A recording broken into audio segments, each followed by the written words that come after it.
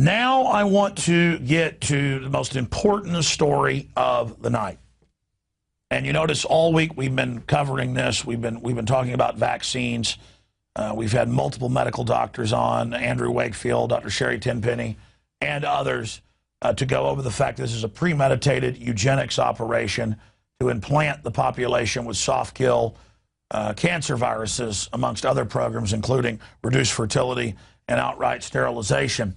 And I'm going to play a video clip coming up in a few minutes of one of the top Merck scientists, one of the co-developers of some of the most famous vaccines out there, from a PBS documentary produced in Boston, where he had, well, I mean, the full interview is online. We're actually sending off to the station to get the original. I saw this more than a decade ago, but now it's on the internet, cut up in lots of different pieces. We're going to play one of those here. But this is one of the top vaccine developers. Earlier, he admits that, yeah, AIDS came from monkeys that they use the kidneys for. But that's not even in this report. We'll do that next week. Just, oh, yeah, the government created AIDS. Ha, ha, ha, you know. Yeah, it's in the vaccines. But then he goes on and says, yeah, we found out there was cancer viruses that cause leukemia in the vaccines and all these others. Now we don't need him to laugh, and he's since died. This interview was done more than a decade ago.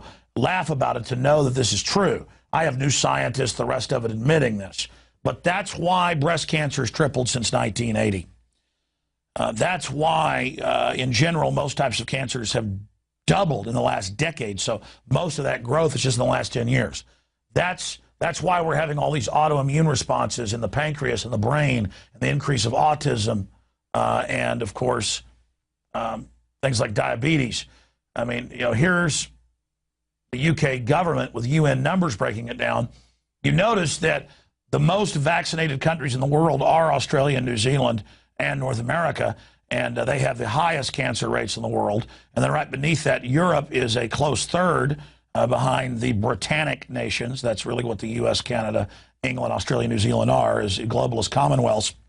In fact, let's replay that again. I want people to see this map. And again, notice, and you can go check the numbers. The highest vaccination areas in the world all correspond with the highest rates of cancer. Australia, New Zealand, most vaccination, most cancer. North America, Canada, the U.S., second highest. Western Europe, third highest. Northern Europe, fourth highest. Southern Europe, again, it follows it precisely right through. And look at the Middle East. Look at Africa, where they run from the vaccines and have figured out that the medicine man's coming to kill their butt. They've got the lowest levels out there. Absolutely incredible to see that information. Okay, now, I've gone over the global cancer rates, massively increasing. And you get varied numbers, but conservatively doubled in the last 30 years. But a lot of rare types have more than quadrupled. Some types of lung cancer more than sevenfold. It's just mind-blowing to see all of this. Now, continuing, I want to talk about all the well-meaning mothers and fathers who shave their heads to raise cancer awareness, and all the jogging events and sporting events. And I have friends and family that go to them and, pay money to run in races to donate it. And they'll show some little kids saying, I'm going to die in the next month. Please give money to cancer research, on and on and on. Well, look, all they do with chemotherapy is charge you tens of thousands of dollars a month for cheap bug poison. And that's all it is patented bug poison approved. And they love kids because they can fight and live a long time. So Big Pharma can suck a lot of money out of them.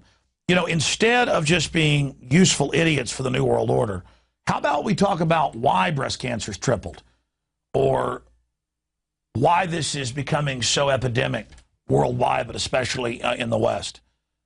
I mean, why don't we actually look at the causes of this? I mean, here's some of the stories.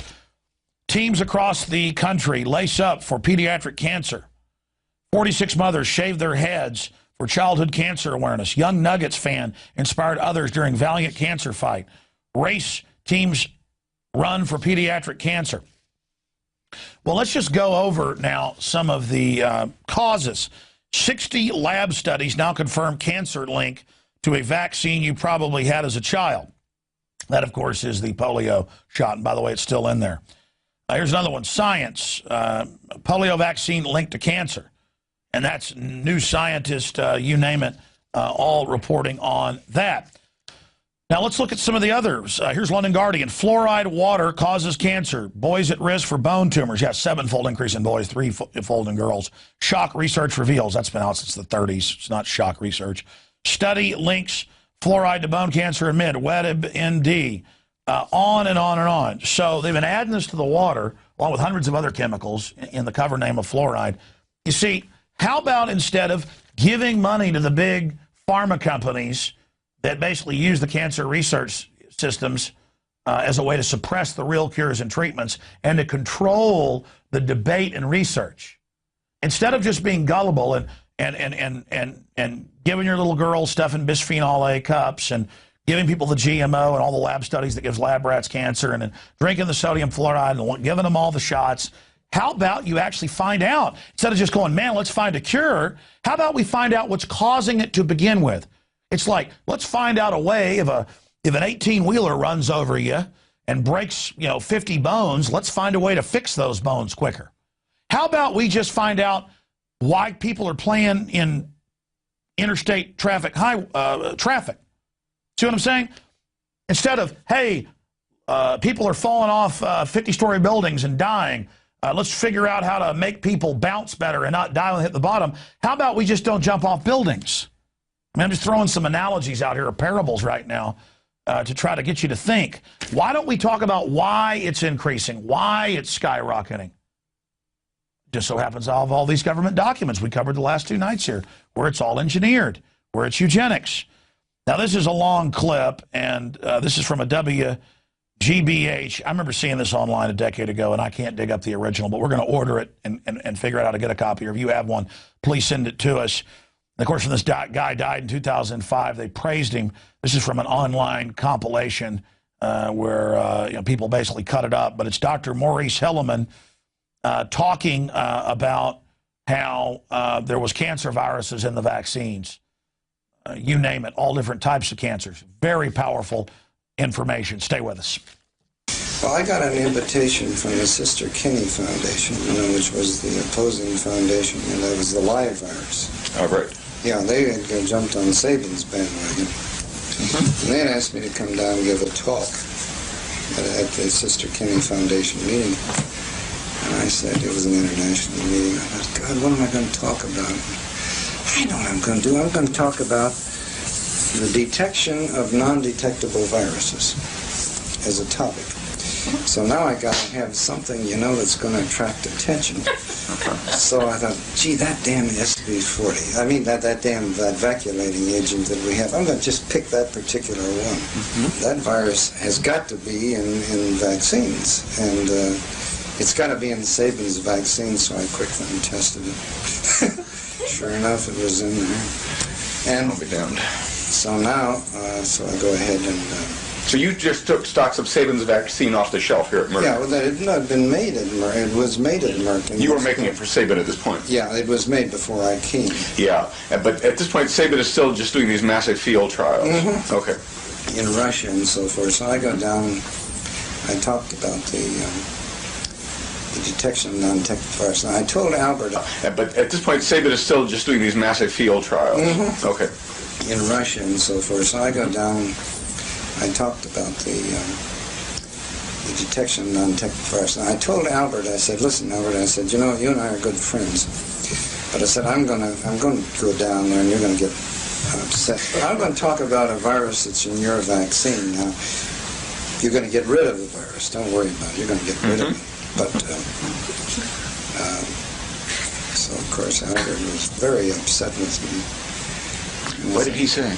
Well, he said basically that this is just another obfuscation that is going to upset vaccines. I said, well, you're absolutely right.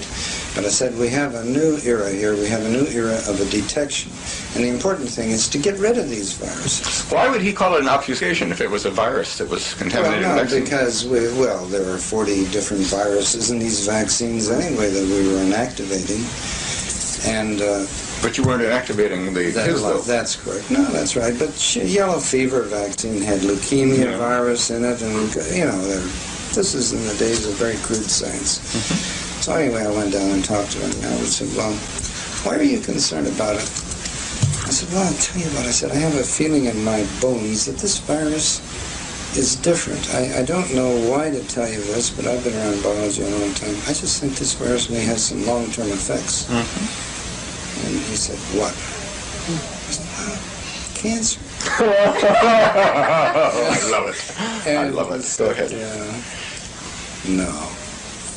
I said, Albert, I said, you probably think I'm nuts, but I just have that feeling. Well, in the meantime, we had taken this virus and put it into into hamsters. So we had this meeting, and that was sort of the topic of the day, and the jokes that were going around was, gee, we would win the Olympics because the Russians would all be loaded down with tumors. This is where the vaccine was being tested. This was right. Right.